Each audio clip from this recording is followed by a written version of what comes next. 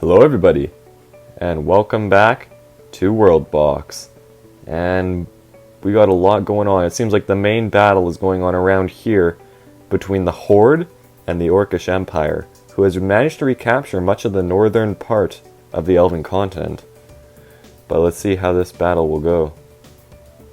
It looks like the Horde just recaptured Duz Og and are now pushing north. The Orcish Empire, even with their reinforcements, are still losing.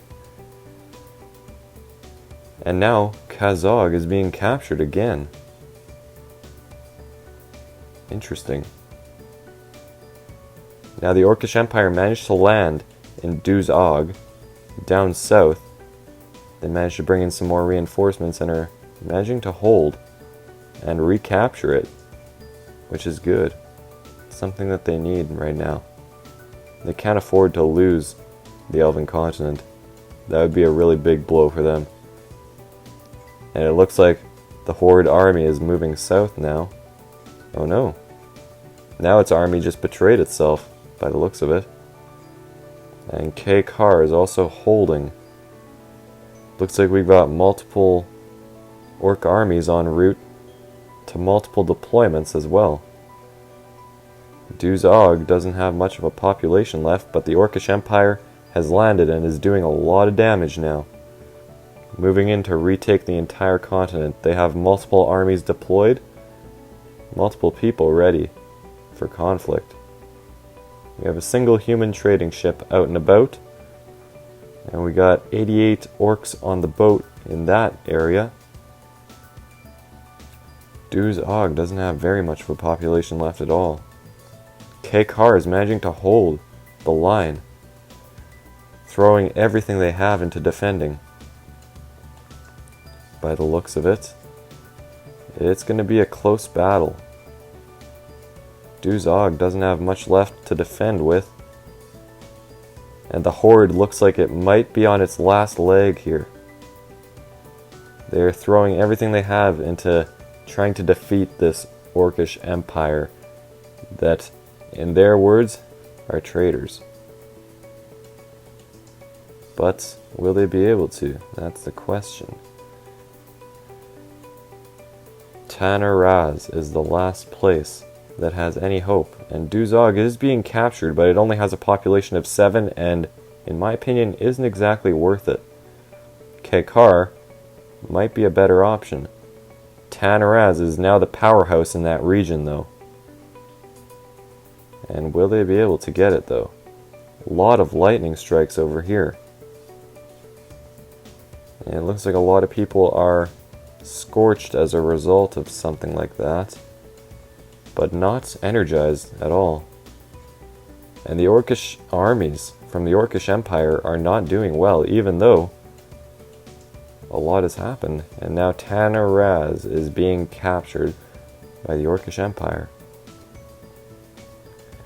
Irina is working on reclaiming its lost areas over here, and also working on a new village over there.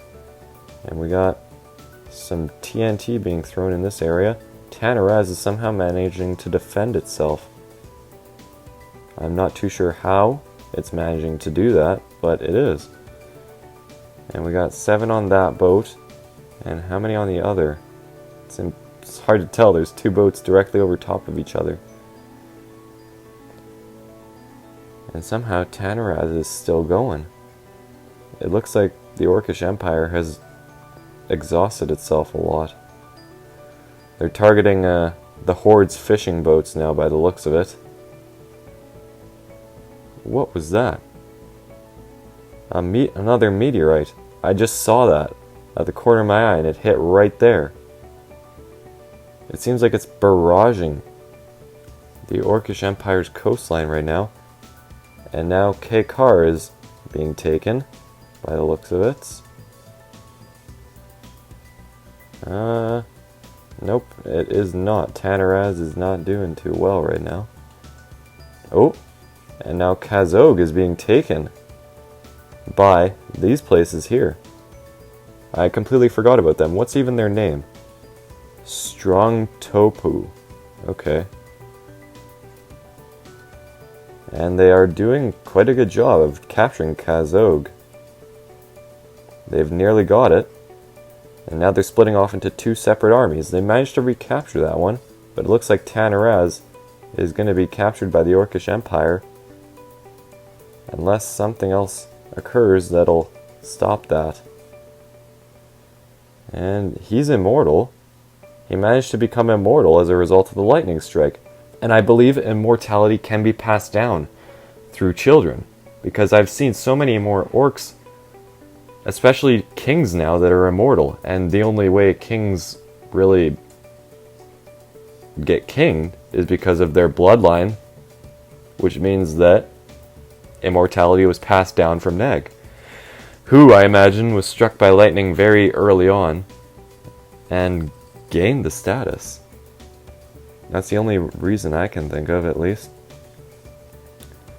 And now Zegon and Kazo are part of the strong Topu. And now Ord-Ez, the powerhouse on the human continent, has decided to leave the Orcish Empire.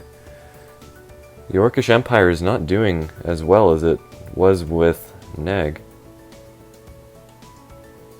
Yeah. Let's see, what's their population right now? 3244. 403 in the army, that's it. So now, and Strong Topu was actually offered a peace treaty by the Orcish Empire, and they will graciously accept that. They'll have time to rebuild and prepare now. And the orcs on Zopenberg have also decided to leave or have been destroyed somehow, leaving the island all for the humans. So wow, things really decided to work out well. Interesting. Adran. And now we got conflict happening over here as Ord-Ez is attempting to defend itself, and many people with the energized effect on them are getting struck by lightning when they are killed. And now Ord-Ez's army is moving in to defend itself and probably capture Rapko, which does not have an army right now. And the king of the Orcish Empire is chilling right here on this island, and he's definitely worth being in the favorite spot. He's pretty good, I must say. On Gorzag, he's just chilling there, that's all. And Ord-Ez doesn't have as big of a population now, somehow. Adran is trying really hard to defend itself and to expand. I imagine this will be a great asset for the human empire right now. The new human empire, I mean. This island will prove very useful in the future. Ord-Ez, the only place within an army, is managing to defend itself right now from the Orcish Empire in Rapko. They are slowly losing ground, though. Neither place has much of an army left, though. And armies on both sides are quickly being depleted. The dwarves, on the other hand, are stacking up and getting ready. Oh, I didn't even notice that there was a dwarf kingdom that decided to separate. Huh. Didn't even notice. Ord-Ez is not doing too well right now. There's no military to capture it, so the civilians might just simply wipe out the entire population. And now the horde was destroyed. I thought that it looked different in Berdur. I thought it looked like a different color. But they are not at war. It was simply a separation. And probably for the best interest, because now Gyosel has a good number of villages that nobody will be offended. And Berdur can definitely hold itself. It has a big chunk of land as well as a good-sized army to work with as well. So that's very good. Very good indeed. And now Adron has conquered nearly half of the island of Zopenberg. Previously Zopenberg. I guess I need to call it Adron now, because it's... Oh, and another meteorite. Where did this one hit? Right here. On the Dwarvish village. On Ganitar. But fortunately, doesn't look like many were injured. But I don't see many people alive in that area. But it doesn't look like any other villages will be able to take advantage because it's all within Ganitar's borders.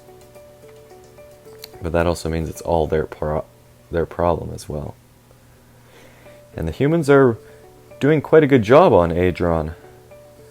Quite well, in fact. Some dwarves have arrived. I'm not sure if they are planning on starting a village there, but it's entirely possible. And now we got some more orc armies that have arrived in Rapco to recapture Ord-Ez. Because a lot of people are dying as a result of trying to invade it. Even though Ord-Ez's army isn't substantially big.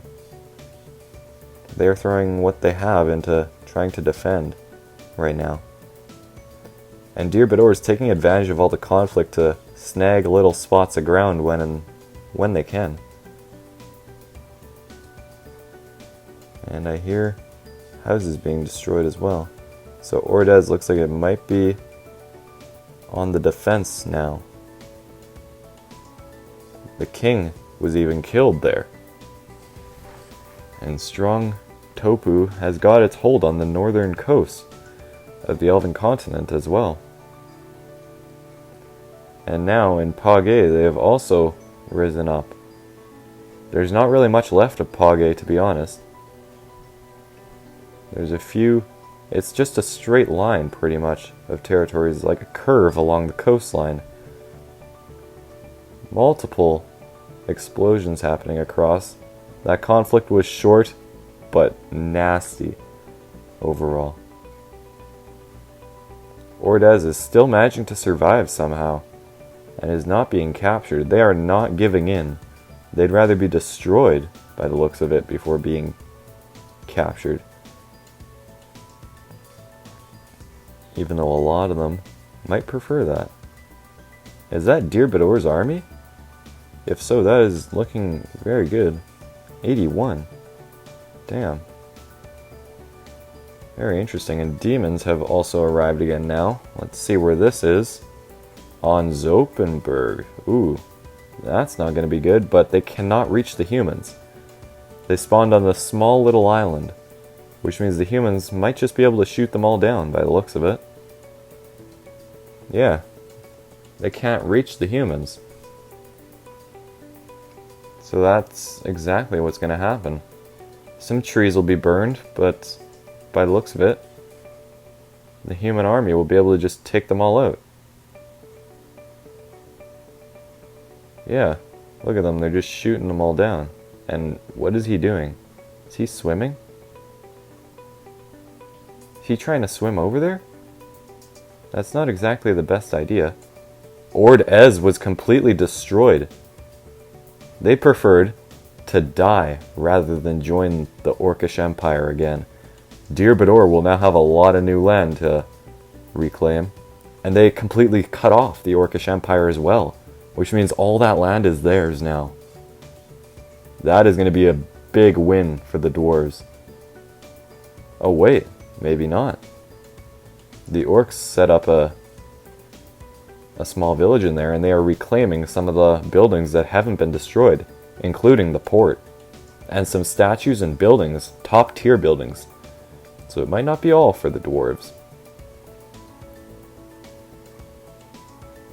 And it looks like the demons are still alive for the moment. They did not quite die there. Human army did not manage to deal with them. And it looks like Irina's army is starting to get pretty high. 85 out of 85. That's alright. They're also expanding fairly far north. That's the most I've seen them expand in a long time. the Orcish Empire is reclaiming a lot of these buildings, allowing for 78 people to live here. That's good. That was a very good move on their part, reclaiming all of that. Very good. Very good indeed. But you never know if things could change. But yeah, a lot of coastal areas on the Orcish Empire have been decimated by asteroids, or meteors, I mean. That's what it says, I think. A screaming noise, something has fallen from the sky, yeah. So, interestingly enough, a lot has happened as regards to that, and now the human army on Edron is moving in to put an end to these demons here. Looks like some of them are trying to swim there. Not sure if that's a good idea. The demons are more seasoned fighters after all. Wouldn't be the best idea. Yeah, I'd swim back if I were you. He's a pyromaniac. And also fast. Huh. But he has a bow, so we should have stayed on land, in my opinion. The archers on land seem to do better than the ones in water, at least. Oh, they managed... Okay, the armies did manage to kill them, but they got swords. That's how. So, if you have a bow, I would stay on land, but, you know, you can do whatever you want. Looks like we've got some of the human army over here, and I'm not sure if they're going to try and swim over or not. But the demons do seem to be defending that island. With ferocity, in fact. And now the orcs have managed to reclaim a lot of the old buildings in this area, including the mine. Oh no, they built a new one. But the dwarves have managed to get another village up in that area. And now an earthquake over here, decimating Tezrad. Look at all the buildings destroyed from that one. A lot of farms destroyed as well. Orcish Empire is really suffering. The king is really going to need to pull things together. Where is he even? I guess I need to go to my favorites list just to see. He did... Oh no, he didn't take damage. He gained health. He's also crippled now, though. He is a lot of things. Bloodlust? Alright. Fair. He doesn't have very good diplomacy, though. Somehow the Orcish Empire is managing to hold on to a lot of their former territories. But they are also losing quite a bit. So what does the loyalty look like in zones? Is that... What do you... And wow, loyalty is not looking good. The only place that's loyal is Tezrad, and that's only because it's the capital. And it just got decimated by an earthquake. Not good. Renadus and Dodapaz seem to be fairly quiet. Adron is slowly but surely expanding. And Irina is doing likewise. They managed to capture that moat area. And I imagine that they'll start rebuilding. They've already got their new townhouse up to max, which is good. Very good. But, yeah. Now the humans have finally a new place that can't be taken so easily. Which is good. They can go to war. But I'm not sure if they'll need to. The orcs are already doing plenty of that, but it seems like it's gone fairly quiet for the moment. Which might be all for the better. In this instance, at least. But let's see. He's got... Okay, that's pretty good, in fact. So wait, that weapon gives him... No. Does it? No, it doesn't. Okay. Experience. 10 out of 120. That's not bad. Let's see, what's Irina's army at now? 99 out of 117. Not half bad. Not half good, but I've seen better. No worries, though. I'm sure that they'll do fine. And now Kazog has taken down all of their old ruined structures and are starting to build new ones. In this area, they are doing fairly well in a lot of areas. Looks good. Her grid is definitely a powerhouse of that area, with Petroduz being second and Tezod being the last. But they still have all necessary buildings that they need, which is good. I'm not sure how 55 people can live in so many small buildings, but I'm sure that they figure it out. It must be like skyscrapers or something, right? But humans are it's looking up for them. It's getting better. About time. But yeah, seeing as things have gotten quiet, I think I'll call it here. Yeah. So as always, I hope you guys enjoyed this, and it was really interesting. Got a lot of natural disasters, and even some unnatural ones in there, such as the demons. But yeah, as always, I hope you guys enjoyed, and I'll see you all in the next video.